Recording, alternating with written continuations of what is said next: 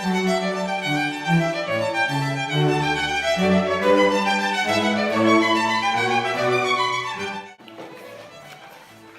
más de 5 décadas le preguntaron al padre Leonardo Castellani si la educación en general y la educación argentina en particular se podía reformar.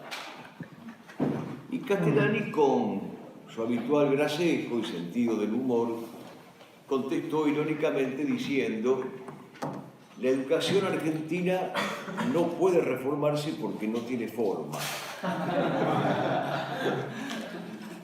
Detrás de este cruel sarcasmo hay una realidad que me gustaría analizar esta tarde.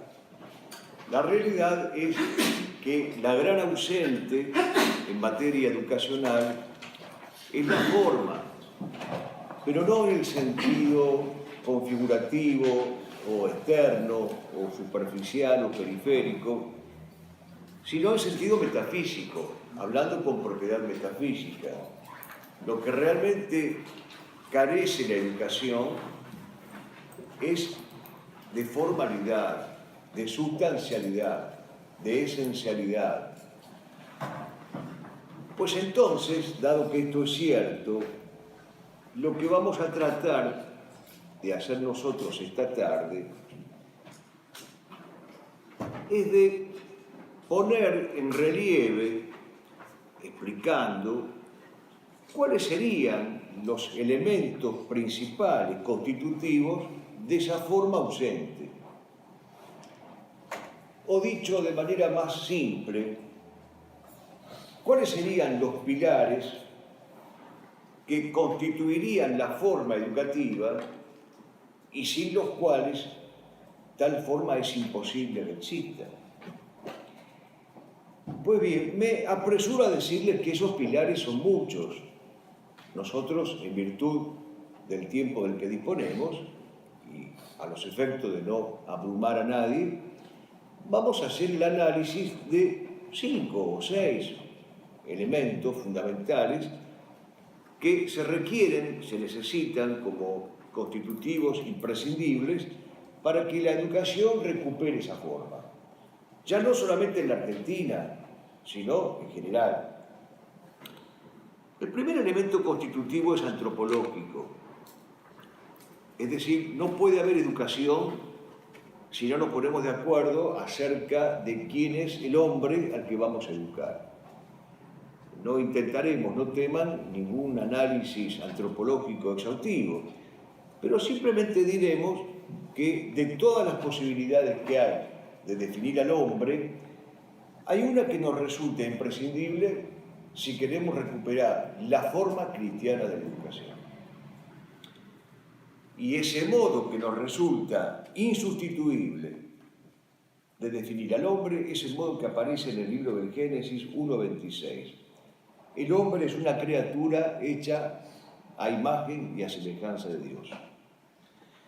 Muchas veces repetimos esta fórmula, pero pocas veces tenemos en cuenta, según el magisterio agustiniano, hay un tránsito que va de la imago Dei a la similitudo Dei. Y que ese tránsito es posible no solamente por la cooperación de la gracia, sino también por la capacidad que el hombre tenga de ejercitar y de cultivar las virtudes. La imagen, si se quiere, hablando didácticamente, la imagen es lo dado, es lo otorgado, lo ofrecido, lo regalado gratuitamente por Dios. Pero en cambio la semejanza o la similitud, que no es una semejanza o una similitud por naturaleza, sino por grado de participación en la vida de la gracia y en la vida virtuosa, la similitud es una conquista, ya no es un regalo, ya no es un obsequio, ya no es una ofrenda, es un desafío. La criatura debe ser capaz de asemejarse a Dios. Y en esa capacidad se juega precisamente ese tránsito pedagógico o ese tránsito educativo del que nosotros somos responsables. Está sonando un teléfono, perdón. Creo que es el tuyo. Pero... Ya. Pero mi idea apagado, entonces puede ser un motivo de distracción, como ahora.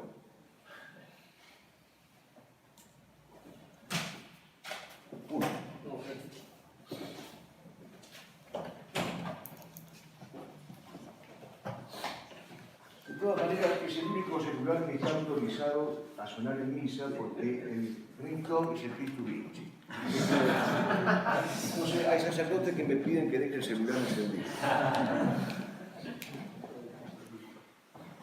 Pues bien, no solamente esta definición del hombre como ser criatural es importante traer a colación cuando nos planteamos la primera cuestión, que es la cuestión antropológica, sino otro segundo factor que aparece en el capítulo 3 del Evangelio de San Juan. Cuando Jesús le dice a Nicodemo, el que no naciere del agua y del Espíritu no alcanzará el reino de los cielos. Aquí se nos plantea una segunda cuestión complementaria con la primera. Ya no estamos hablando del hombre solamente como criatura hecha a imagen y a semejanza de Dios, que debe transitar, que debe recorrer ese camino que lo lleva de lo dado, de lo otorgado, de lo ofrecido, de lo regalado, a lo conquistado. Ahora estamos hablando de un misterio muy grande, el hombre de la transfiguración. Todo el medioevo concibió a la criatura como el hombre de la transfiguración. De una transfiguración espiritual y de una transfiguración sobrenatural. Entonces no estamos educando a cualquier hombre, ni cualquier definición del hombre es pasible de una antropología católica. Solo podremos hablar de una recta concepción educativa, solo podremos hablar de un recto ideario pedagógico católico en la medida en que nuestro punto de partida antropológico sea este. Cuando hablamos del hombre, hablamos de la criatura hecha a imagen y a semejanza del Creador. Cuando hablamos del hombre de la transfiguración. Y por lo tanto llegamos a esta conclusión. No se puede educar sin las fuentes de la gracia, como decía Pío XI. Y educar es ascender. Ascender en el sentido de transitar el camino empinado que nos lleva de la imagen a la semejanza y ascender en el camino convergente, pero igualmente empinado, que nos lleva a convertirnos en ese hombre transfigurado por la gracia. El poeta don Pedro Salinas ha graficado estéticamente este ascenso en un poema muy conocido, el cual, fragmentariamente hablando, dice: perdóname por ir así buscándote tan torpemente dentro de ti, es que quiero sacar de ti tu mejor tú, ese que tú no viste y que yo veo, nadador por tu fondo preciosísimo, y tomarlo y tenerlo yo en alto como tiene el árbol, la luz última que le ha arrancado al sol. Entonces tú en su búsqueda vendrías a lo alto, subido sobre ti como te quiero. Hay un movimiento ascensional en este juego de pronombres magnífico que hace Salinas. En ese misterio por el cual el maestro coopera a sacar de ti tu mejor tú, en ese misterio por el cual el amor del maestro es donación del yo en el misterio del tú, en esta encrucijada se juega el primer puntal de la forma que estamos buscando. La primera forma que tenemos que reconquistar es la forma antropológica. Es volver a definir al hombre como criatura, volver a definir al hombre como el hombre de la transfiguración y volver a proponerle al hombre una ascensión, un escalamiento. El segundo factor constitutivo del que deberíamos hablar en este intento de recuperar la forma es la cultura. Ya no sería entonces el primero, el punto de partida, el antropológico, sino el segundo factor constitutivo, que es la cultura. La palabra cultura significa cultivo. Entre otros significados a los que nos remite la etimología latina de la palabra cultura significa cultivo. Pero ¿qué clases de cultivo nos permiten entender la cultura? Diríamos que por lo menos tres. Hay un cultivo interior o adincra, hay un cultivo exterior y hay un cultivo vertical. El cultivo interior es aquel que tiene lugar cuando el hombre puede decir agustinianamente: no salgas de ti mismo, vuelve a ti, en el hombre interior mora la verdad. El cultivo interior consiste en arar, en sembrar, en fructificar la vida interior. No hay cultura sin fecundidad de la vida interior. Y el hombre verdaderamente culto empieza por ser el hombre interiormente fecundo, interiormente pródigo.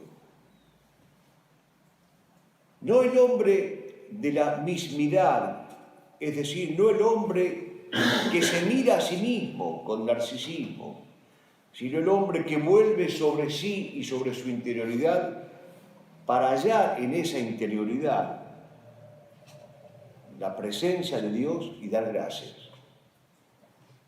Gracias, Dios mío, que me has hecho criatura. Gracias, Dios mío, que me has hecho capaz de esta transfiguración. En esto consiste principalmente el cultivo interior. Pero la cultura es un segundo modo de cultivo y es el cultivo exterior. Y el cultivo exterior, a su vez, se puede dar de dos maneras. El hombre que se comunica con las cosas y el hombre que se comunica con los demás hombres.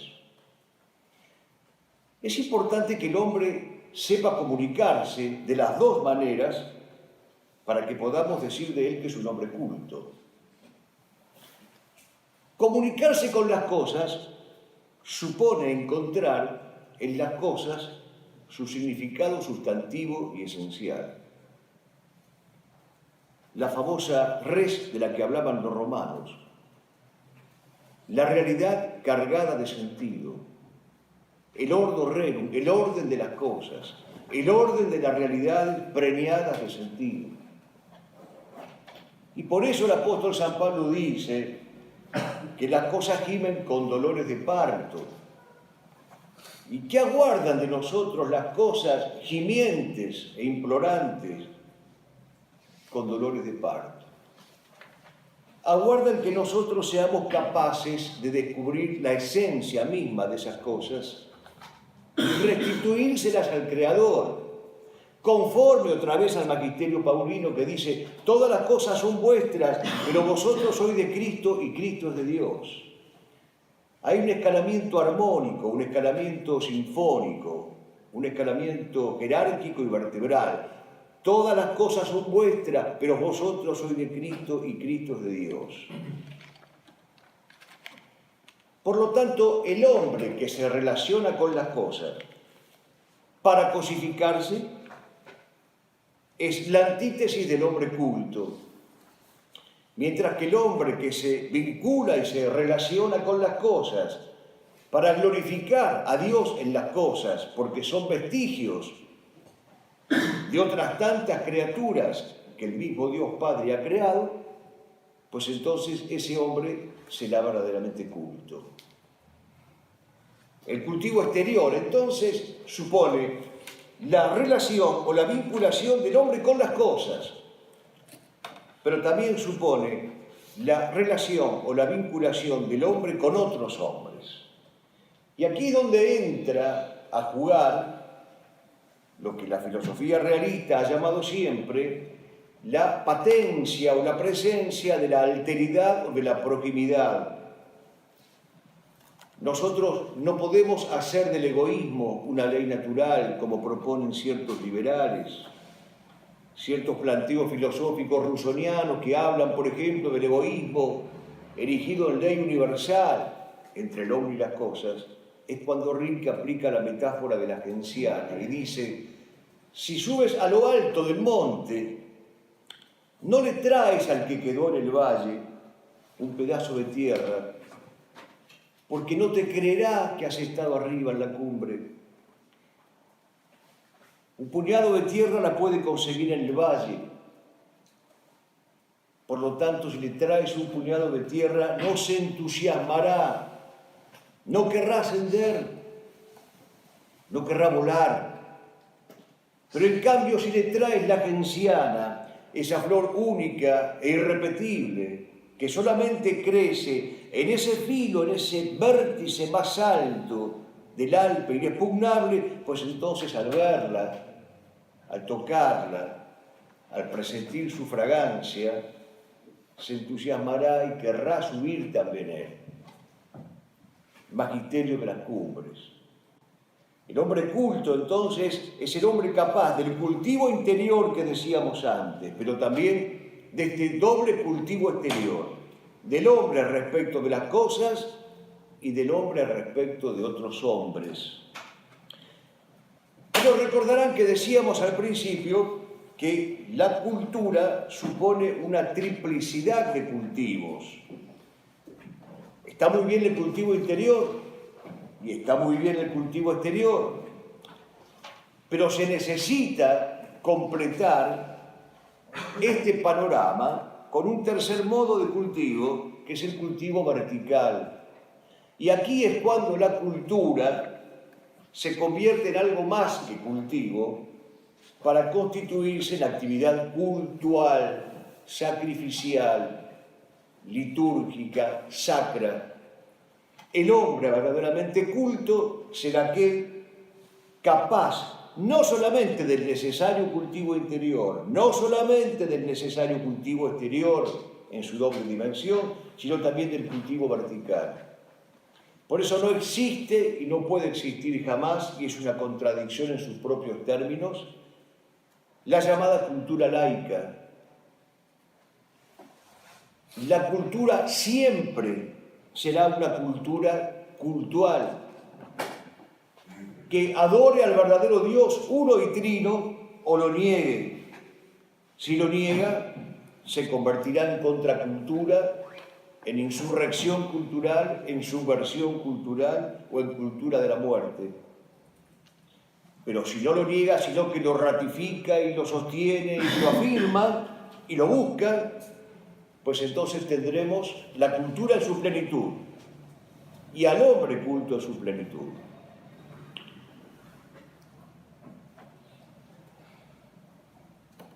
No se puede educar, decíamos antes, sin una recta concepción antropológica.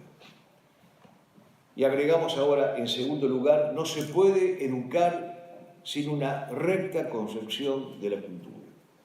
Una recta y completa y redonda concepción de la cultura. El tercer pilar que debemos reconstituir para recuperar esa forma perdida es la escuela. La escuela también tiene una etimología que nos sirve para descifrar su real significado. La palabra escuela, tanto en su origen latino como en su origen griego, significa ocio. La escuela es ocio y la escuela es el lugar del ocio, es el sitio del ocio por antonomasia. Pero el ocio, bien sabemos nosotros, y si bien no lo sabemos, será el momento de saberlo, el ocio no es solamente, aunque lo es, pero no es solamente la negación del negocio. Lo contrario del negocio es el ocio. Por cierto que, por contraste, el ocio está en las antípodas del negocio. Por supuesto que, por contraste, el ocio no busca lo utilitario, ni lo pragmático, ni lo lucrativo, ni lo materialmente provechoso. Por cierto que todo esto es verdad. Y siendo verdad, sin esto no entenderemos el concepto de ocio. Pero el ocio es la actitud del alma por la que el alma ve, por la que el alma mira. ¿Qué es lo que ve y lo que mira el alma ociosa? Lo que no puede ver ni mirar el alma productora o víctima del totalitarismo del trabajo del que habla Piper. Lo que ve, lo que mira el alma ociosa es aquello que constituye significativamente a las cosas en tanto criaturas recién salidas de las manos de Dios, a las cosas y a los hombres. Por eso es importante la primacía del ocio, la preeminencia de la vida contemplativa. Frente a ese mundo totalitario del trabajo, nosotros debemos rehabilitar y reivindicar la primacía de la vida contemplativa, la primacía del logos, por la que dio su vida Sócrates y por la que predicó y enseñó Sócrates a los suyos, cuando les enseñaba a repudiar la misología, el odio al logos, cuando los instaba a enamorarse de esa primacía de la vida contemplativa. Y por eso también el mismo Piper dirá que la escuela, en su sentido socrático, en su sentido clásico, tiene algo de tíasos, dice él, es decir, de esa hermandad o comunidad cultural que está dispuesta a la vida sacrificial, a la vida sagrada, a la vida religiosa, a la vida litúrgica, a la vida hímnica. Esto que es realmente la escuela, hoy ha sido olvidado y traicionado, no solamente por los pedagogos positivistas, o pragmatistas, o utilitaristas, o conductistas, sino por los supuestos educadores católicos. Hay un pasaje en el Evangelio de San Lucas, 10, 38, 42, muy conocido, en el que aparece Jesús visitando a Marta y a María. Recordarán la escena. María tiene al Señor en su casa y queda extasiada y arrobada escuchándolo, casi estática. Mientras Marta seguía afanosamente en los quehaceres cotidianos, legítimos por cierto. Y en un momento determinado, Marta lo mira al Señor buscando una cierta complicidad benévola y le dice: ¿no te molesta que yo haga todas las tareas del hogar sola, mientras mi pariente solo está quieta y escuchándote? Y Jesús le dice: Marta, Marta, tú te inquietas y te preocupas por demasiadas cosas, pero solamente es necesaria una. María ha elegido la mejor parte, la que no le será arrebatada, la que no le será arrebatada. ¿Y cuál es esta mejor parte a la que se refiere Jesucristo? Pues la primacía de la vida contemplativa, la prioridad del logos, la preeminencia del acto cultural, contemplativo y orante. Eso es lo que define a la escuela. Y si eso no está presente, la escuela no existe. Si la escuela sacrifica esta su naturaleza, esta su identidad, en el altar de la productividad, del lucro, del negocio, del provecho, deja de ser escuela, que es la tragedia que estamos viviendo todos. No existe la escuela, porque se le ha negado derecho a la existencia, a la primacía del logos. Estremece pensar que 4 siglos largos antes de Cristo, cuando el maestro Sócrates se despide de sus verdugos, le dice: he aquí que yo parto al cadalso. Vosotros también partís. Entre vosotros y yo, ¿quién lleva la mejor parte? Y a la pregunta retórica que se autoimpone Sócrates, él mismo se da esta respuesta: pues eso únicamente lo sabe la divinidad.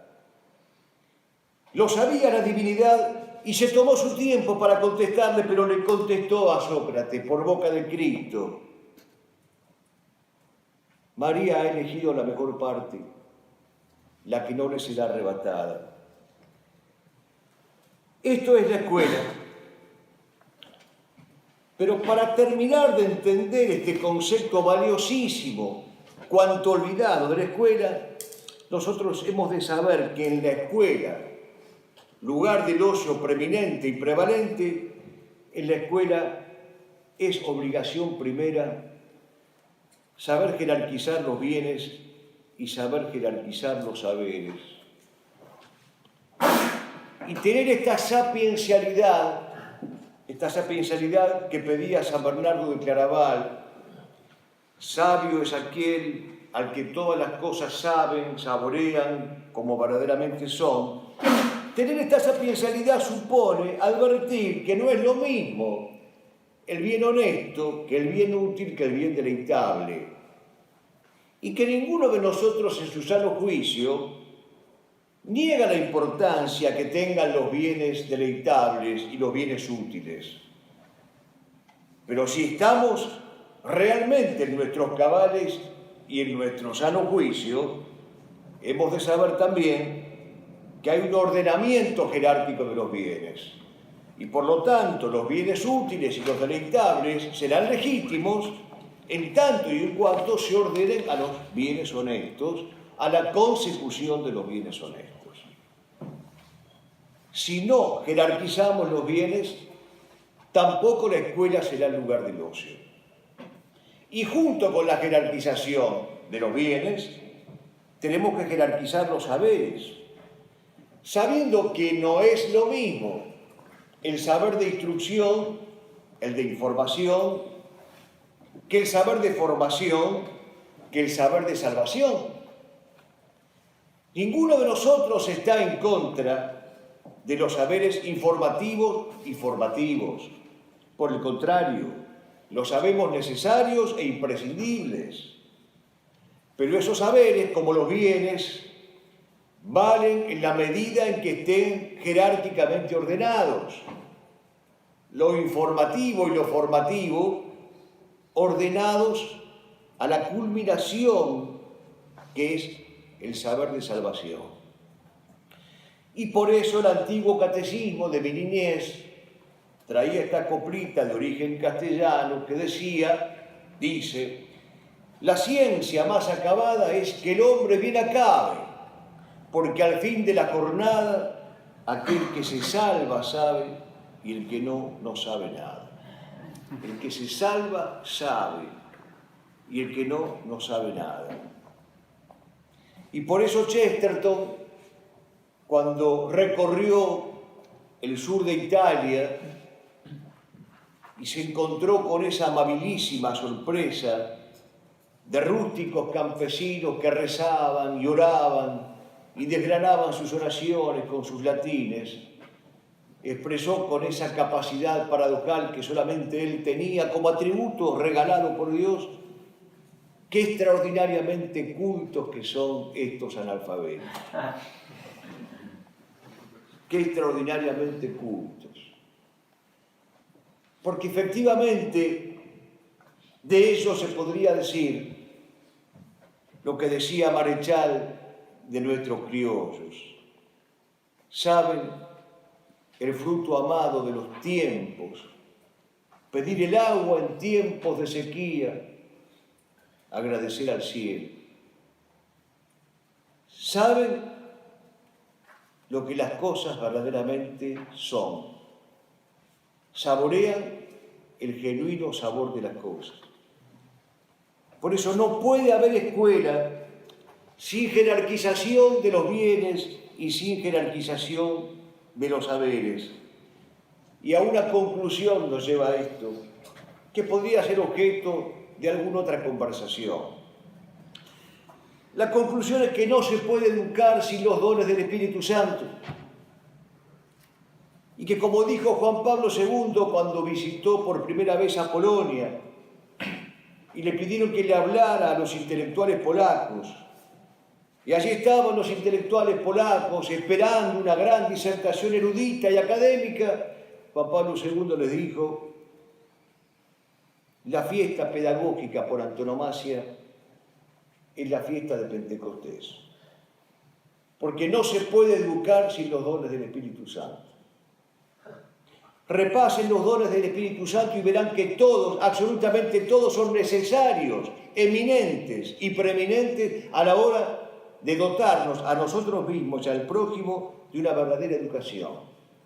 Y por eso terminaba diciendo el Papa: todos hemos de ser alumnos de esta cátedra, de la cátedra del Paráclito, en curso o fuera de curso. Sin los dones del Espíritu Santo no podremos llevar a cabo ninguna tarea educativa. Recapitulemos entonces lo que hemos dicho. Hablamos de la necesidad de recuperar un verdadero sentido antropológico. En segundo lugar, hablamos de la necesidad de recuperar un verdadero sentido de la cultura. Y en tercer lugar, hablamos de la necesidad de recuperar el verdadero sentido de la escuela. Pues diremos ahora que, en cuarto lugar, ese puntal que reclamaba Castellani para reconstituir y devolver la forma educativa es la inteligencia. Muchas definiciones se dan hoy en día de la inteligencia. Las unas más ininteligibles que la otra, valga la paradoja. Pero casi nadie recuerda que no puede haber inteligencia si no hay intus legere, leer adentro, y abstraere, o sea, separar, distinguir. Los dos grandes atributos que tiene la inteligencia humana para poder ser llamada eso inteligencia humana, y no un mero mecanismo de adaptación, como propone el piagetismo, y con el piagetismo todas las corrientes pedagógicas en boga. Los dos grandes dones o atributos o caracteres extraordinarios que tiene la inteligencia humana son estos: la capacidad de leer adentro de uno mismo, volviendo a ese cultivo interior, y adentro de las cosas para captar el orden interno inherente de las cosas, el sello impreso por Dios, el arquetipo. Pero es también un abstraere. Tan enojados están los modernos, tan enojada está la revolución contra la verdadera naturaleza de la inteligencia humana, que hay una ley que prohíbe ser inteligente en la primera y en la segunda de sus acepciones, que es la ley antidiscriminatoria. Porque discriminar es justamente abstraer, separar, distinguir, jerarquizar. Está prohibido por ley ser inteligente. La persona que discrimina va presa. Y todo en virtud de esta ridícula guerra semántica que no tiene el coraje ni la lucidez de decir que una cosa es la discriminación y otra la injusticia que se puede cometer cuando, por el declinar de la inteligencia, el hombre no sabe distinguir con precisión y con jerarquía. En el Martín Fierro hay una parte en donde tiene lugar una famosa payada entre el gaucho, el protagonista principal, y un moreno. El moreno se queja, no sin motivos, y le dice a Fierro: cuentan que de mi color Dios hizo al hombre primero, mas los blancos altaneros, lo mismo que lo convidan, hasta de llamarlo olvidan, y solo le dicen negro. Fierro se toma su tiempo para responder, va ensayando un bordoneo y le dice: Dios hizo al blanco y al negro sin declarar los mejores, les mandó iguales dolores bajo de una misma cruz. Más también hizo la luz para distinguir los colores. Esto es ser inteligente. Esto es discriminar con justicia, discriminar con sabiduría. De justicia sería que a partir de la coloración de la piel tratemos mal a uno y bien al otro, o viceversa. Hoy los que estamos en peligro somos los miembros de la civilización blanca, aclarémoslo. El tribalismo es gobierno mundial. Entonces la injusticia consiste en tratar mal a una persona por el color de su piel. Grave injusticia y grave pecado. Gravísimo pecado en el que incurren, por ejemplo, la secta de los mormones. Pero no hay pecado en distinguir. No hay pecado, sino que hay un acto de la inteligencia. Como la inteligencia está regida por la virtud sobrenatural de la caridad, pues precisamente de eso se trata. De que la caridad, frente a la distinción, actúe con misericordia y con justicia. Que es lo que necesita el hombre cristiano para ser verdaderamente inteligente. Todo está alterado en nuestros días. Y todo está tan alterado que hay que explicar el sentido de lo obvio. Por eso dice Aristóteles, el que pregunta si la nieve es blanca no merece respuesta. Merece un castigo porque ha perdido el sentido de lo obvio.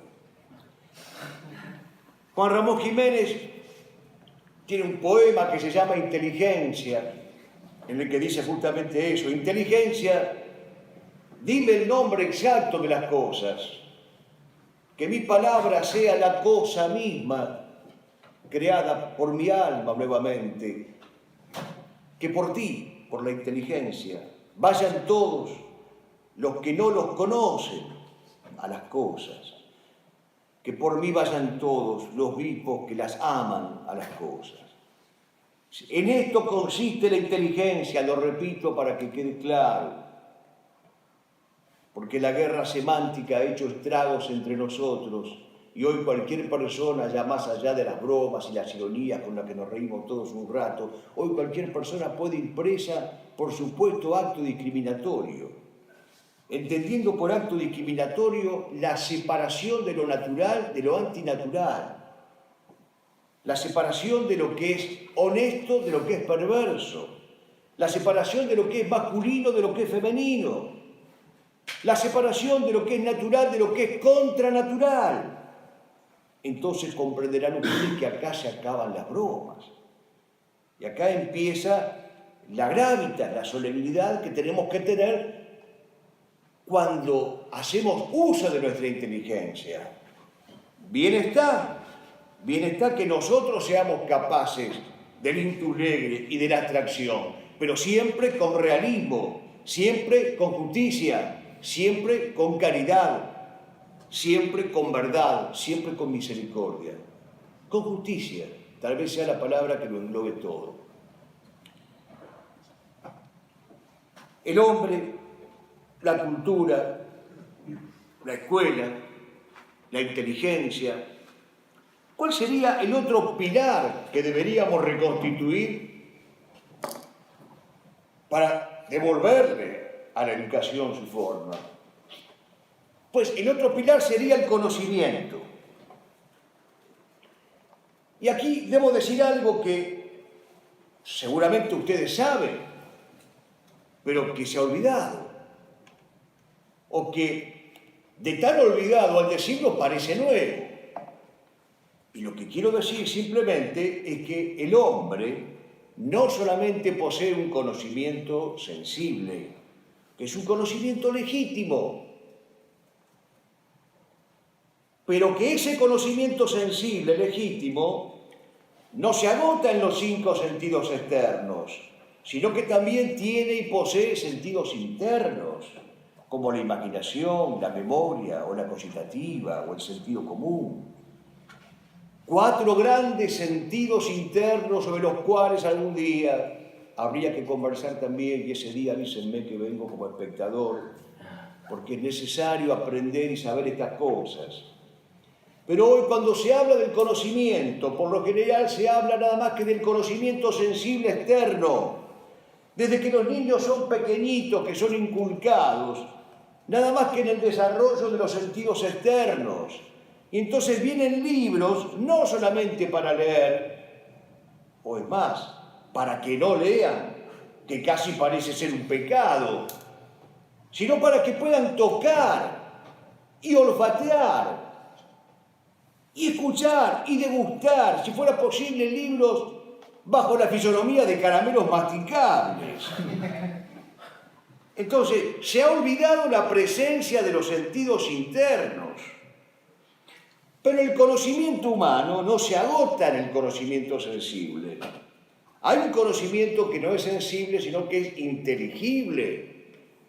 Y ese conocimiento inteligible, a su vez, no se agota solamente en la ratio, porque como bien enseña Santo Tomás, en la Summa contra Gentiles, existe una visio cognitionis, o sea, una visión racional, cognoscitiva, argumentativa, pero también una visio comprehensionis, una capacidad de comprensión interna de las cosas, una capacidad intuitiva, omniabarcadora.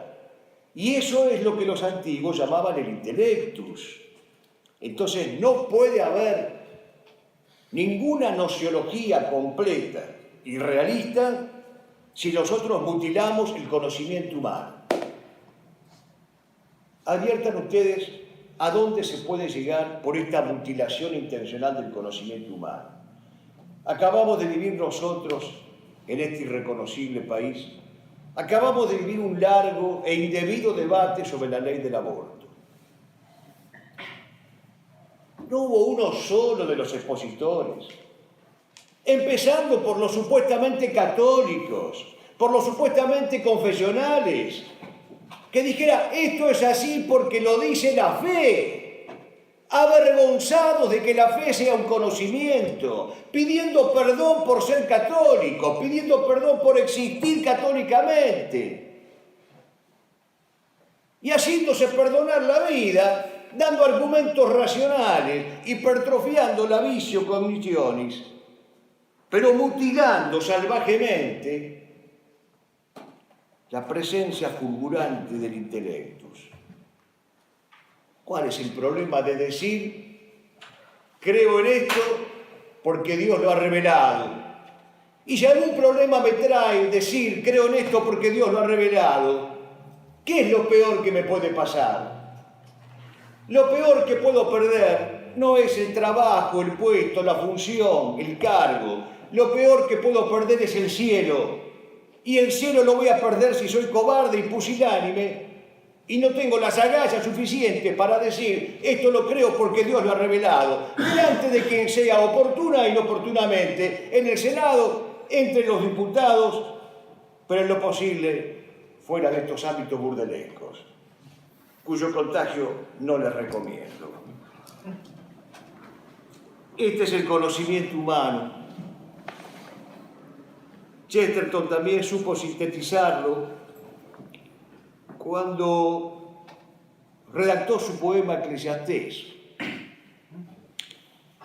que tradujo el padre Castellani, ufanándose de que la traducción de él era mejor que el original de Chesterton.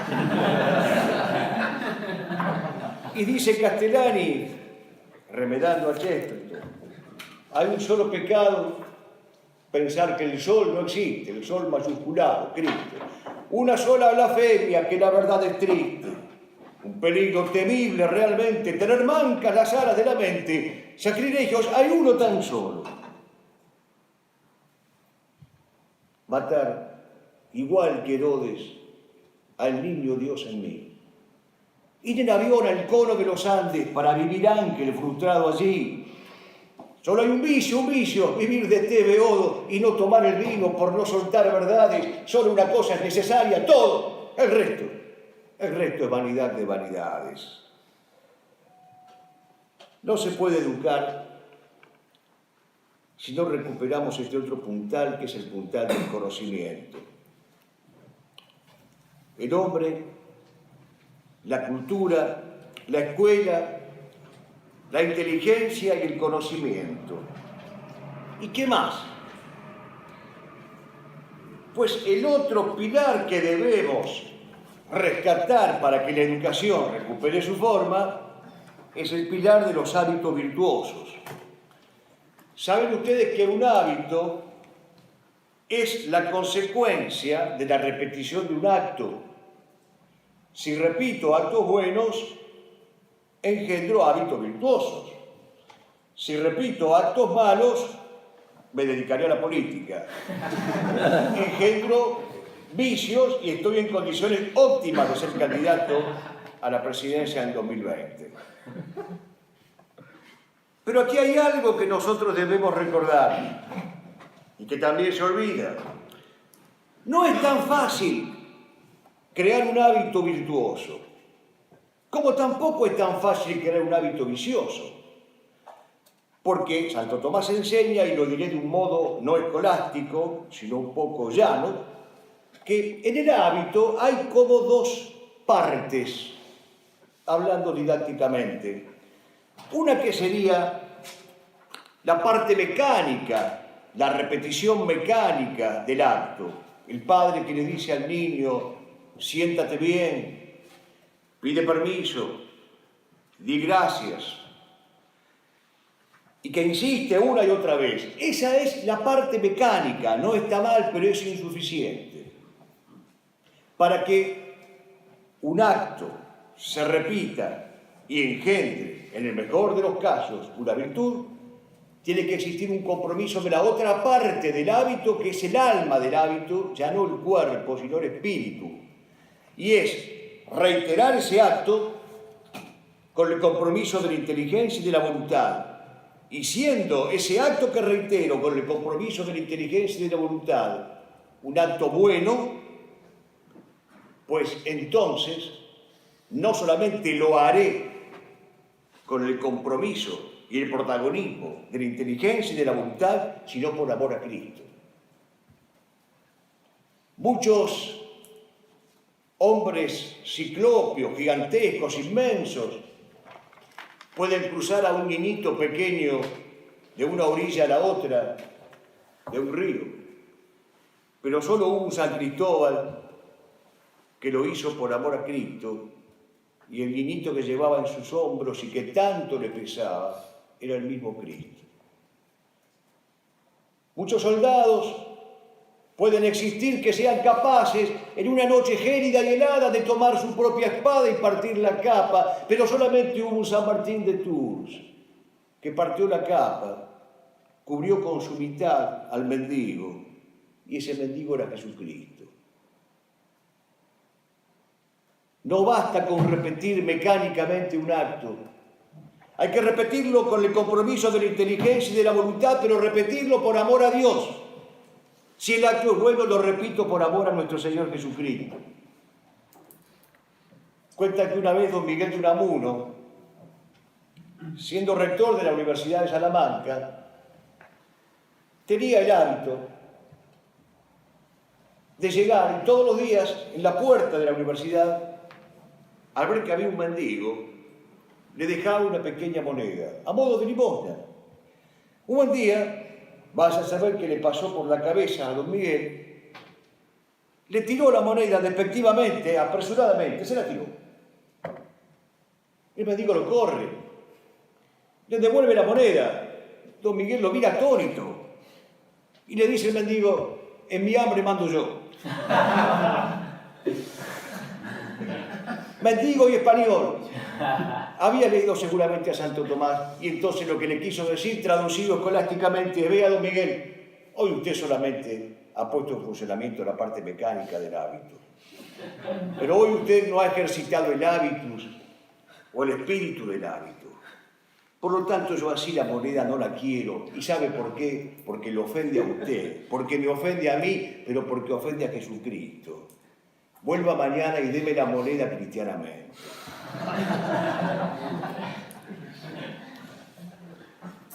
Todos los hábitos virtuosos son necesarios en la educación. La virtud intelectual, por ejemplo, y solo es un ejemplo, que puede tener el que enseña matemáticas. Y pongo este ejemplo de las matemáticas porque está en las antípodas de aquello que yo entiendo y comprendo. Yo siempre he sido un defensor de Bersón cuando dice que la abominación por las matemáticas otorga gracia de Dios en forma instantánea y simultánea. Pero pongo este ejemplo a regañadientes y digo, si enseño matemáticas, por ejemplo, la virtud intelectual será ese saber acerca de los números que yo tenga. Pero la virtud moral será la prudencia que yo les ofrezca a mis alumnos para usar de ese saber numérico. Y la virtud teologal consistirá en la caridad para buscar el mérito sobrenatural en el uso de esos números. Y tal vez ahora, bromas aparte, se entienda por qué puse este ejemplo aparentemente tan alejado de las humanidades y de los saberes liberales.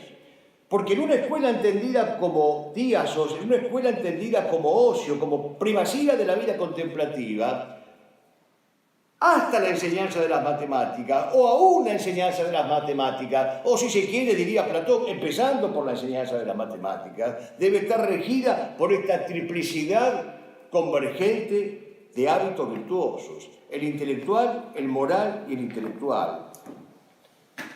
Las virtudes están vinculadas entre sí. Y si no vinculamos las virtudes entre sí, podemos incurrir en vicios precisamente por este modo sutil de atacar las virtudes, que es desvinculándolas entre sí. Por ejemplo, si desvinculo la fortaleza de la justicia. La fortaleza sin justicia es palanca del mal. No puedo desvincular la fortaleza de la justicia. No puedo desvincular la prudencia del amor y aún la prudencia de la fe. Entonces, todas las virtudes deben estar presentes en el acto educativo y todos los hábitos virtuosos debemos ser capaces de desarrollar o al menos de intentar el desarrollo de los hábitos virtuosos.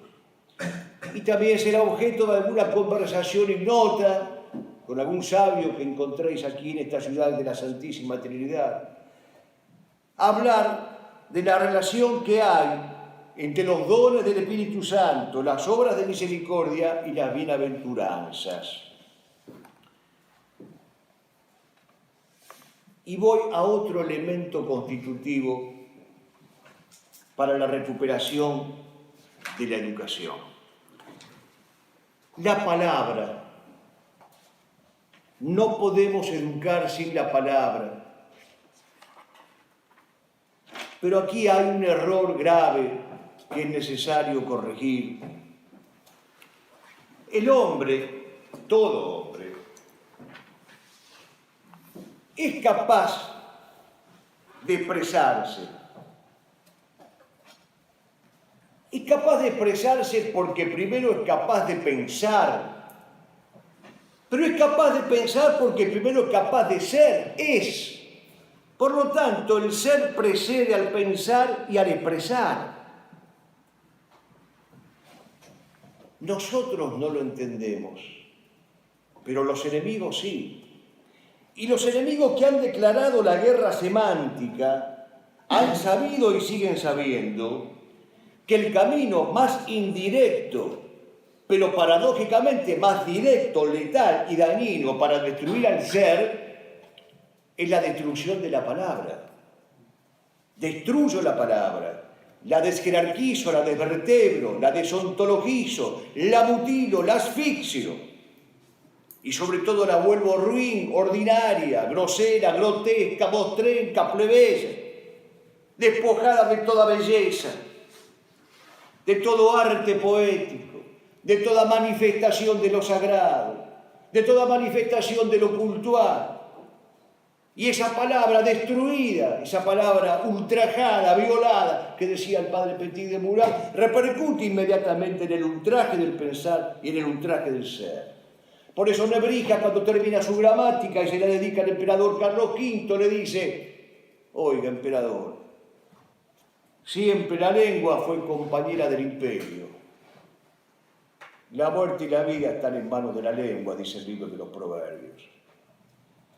Y Carlos V, claro, lo entendió, pero no lo entienden ahora ya no los emperadores, sino los simples acólitos de una misa dominical. Es decir, el mundo católico ha sido víctima y victimario de la guerra semántica. Y entonces se ha declarado la periclitación o la abolición del hábito de la definición. Hoy nadie quiere hablar sí, sí, no, no. El hábito de la definición se ha abandonado. El llamar pan al pan y vino al vino. Esa capacidad inexorable que tienen los hombres de hablar de manera categórica, taxativa, apodíctica, definiendo, ya no se busca. Ya no se propone como meta, ni como afán, ni como objetivo, ni como anhelo.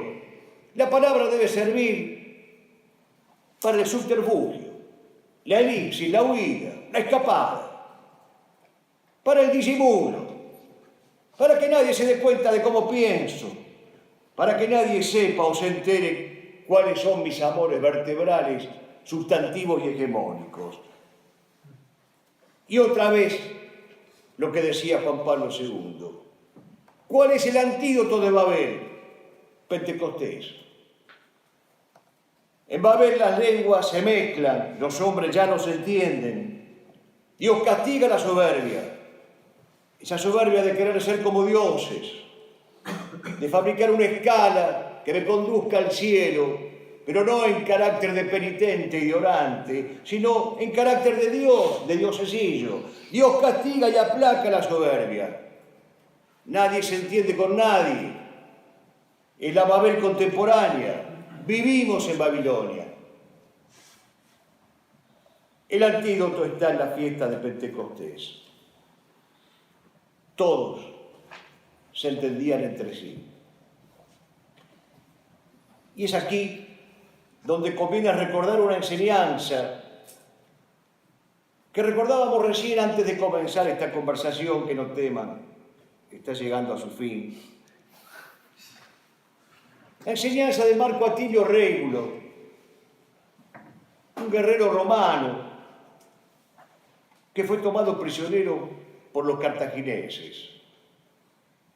Y este hombre le prometió a sus captores que si lo dejaban en libertad, iría al Senado romano a convencerlos, a los senadores, de que depusieran la contienda y declararan la paz y vivieran todos felices, mansamente, en esa felicidad de potrero verde que decía Nietzsche.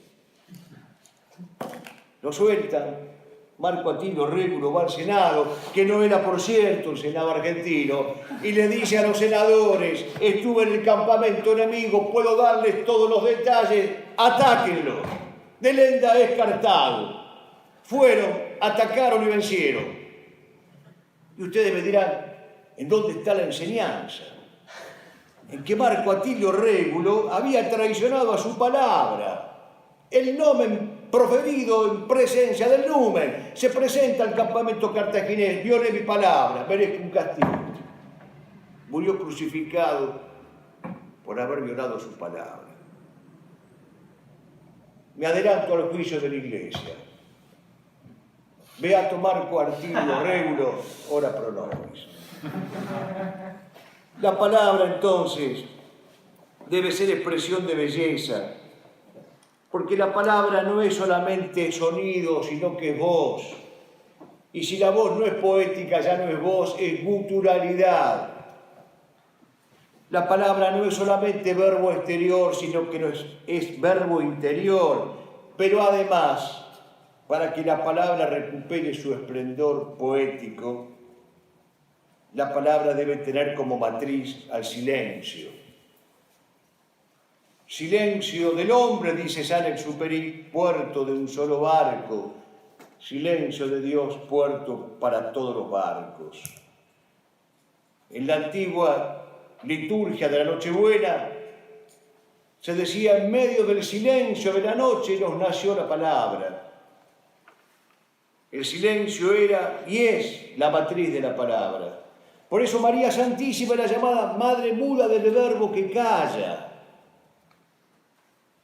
Es necesario recuperar el silencio como sinónimo de castidad, dice Dionisio. Una de las formas y no menos significativas de sinonimizar la castidad es el silencio. El hombre capaz del silencio, el hombre contemplativo en el silencio, el hombre buscador y rumiador de silencio, el alma silente y penitencial es la propia del alma del hombre casto. Tenemos que luchar contra la degradación de la palabra. Tenemos que luchar contra la vulgaridad. Tenemos que luchar contra el plebeyismo. Tenemos que recuperar la palabra poética. Francisco Luis Bernardes lo dice en uno de sus poemas: celebremos la lengua materna en que se dice crepúsculo y hermano, corazón y cristal, y hagamos el propósito de defenderla siempre, palabra por palabra y en toda su unidad. Y el último puntal que dejé para el final por su importancia, que deberíamos recuperar nosotros para poder hablar de una verdadera cultura, es el del maestro. Estará muy bien que hayamos recuperado todo aquello que hemos venido diciendo. Lo repasamos: el hombre, la cultura, la escuela, la inteligencia, el conocimiento, los hábitos virtuosos, la palabra. Pero no hay educación sin maestro.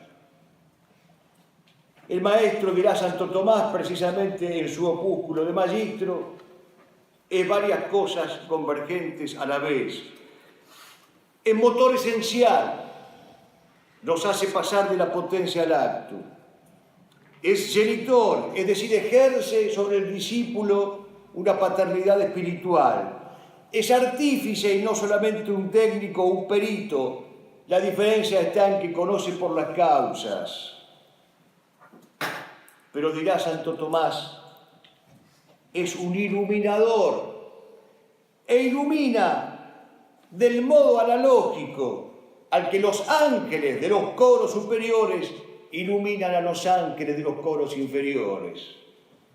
Si nosotros tomáramos conciencia de esto que ha dicho Santo Tomás, de que el maestro es un iluminador analogado con la iluminación del ángel, creo que ninguno se atrevería jamás a entrar a un aula. No por lo menos sin hacer lo que hacía Santo Tomás, que no asistía a ningún curso de perfeccionamiento docente, colocaba la cabeza en el sagrario y pedía la luz de la Santísima Trinidad. El mismo Santo Tomás, que cuando se le aparece nuestro Señor y le dice: Tomás, mucho y bien has enseñado toda tu vida por mí, ¿qué quieres a cambio como recompensa? Tomás no le dice, pues, iré a verlo a Varadero a ver si hacemos una huelga, un paro, si nos dan algún aumento, si nos mejoran el salario, las vacaciones. ¡No!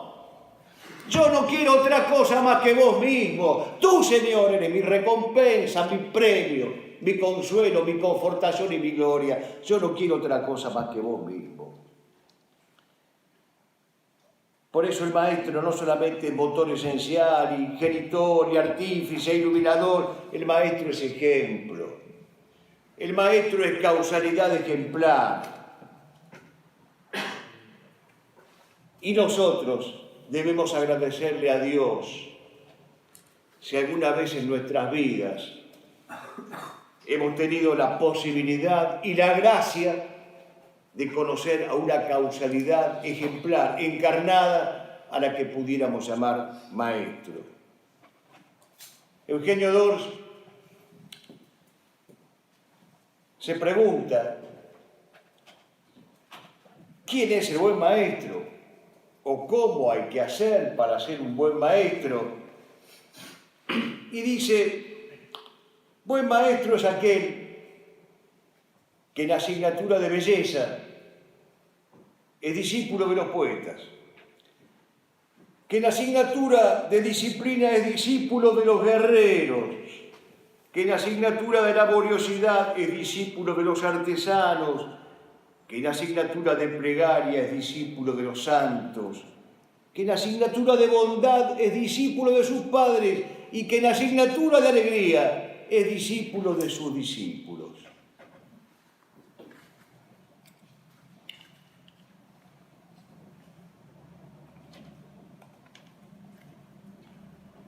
Hace también muchos años le tocó hablar en el Parlamento italiano, atestado de rojos, a un católico llamado Pascual Pastori. Cuando fue su turno, Pascual Pastori interpeló a la plebe y le dijo: yo tenía 10 hijos, la mayor, que era toda mi ilusión, ha muerto, pero yo no hago otra cosa más que esperar. Yo espero verla cuando la resurrección de la carne. Mas cuando veo que vuestra doctrina, oh marxistas, enseña que entre los restos de mi hija muerta, que espera la resurrección de la carne, y los de la carroña de un buey, no hay ninguna diferencia, pues en verdad os digo, mientras haya hijos que mueran y padres que esperan, se rebelarán contra vosotros. ¿Qué hizo de este hombre un ejemplo de padre? ¿Y qué hizo de este padre un ejemplo de maestro? Pues lo que dicen estos versos, con los cuales termino. Por él, por mi hijo, por él, Señor, por él te imploran las manos juntas de mis versos. Llévamelo por tus caminos, dale, Señor, un ángel bueno, que lo conduzca de la mano por caridad hasta tu cielo, que me lo cuide de los hombres, pero le enseñe a amarte en ellos, que me lo guarde de la sombra, de las de afuera y las de adentro, de las que borran tu palabra del corazón y el pensamiento, que me lo lleve por las cumbres de las nevadas y los vientos, y si le duelen las espinas y los guijarros del sendero, que me le muestre tu camino, tu corazón y tu madero. Yo no te pido para mi hijo las bienaventuranzas de la tierra, son bienaventuranzas que terminan donde comienzan las eternas. Que sea pobre en el espíritu, que es la mayor de las riquezas, que sea manso con los hombres para que a todos los posea, que tenga sed de la justicia, que es tener sed del agua eterna, que por la gran misericordia de tu dolor se compadezca de los dolores de los hombres, de sus maldades y miserias, que tenga pura la mirada, para que puedas verte en ella, que se derrame por su vida tu paz fecunda y duradera, y que por eso con tu nombre lo reconozcan en la tierra, y que padezca por amarte sin esperar tu recompensa. Todas las cosas que te pido son para el hijo que me has dado.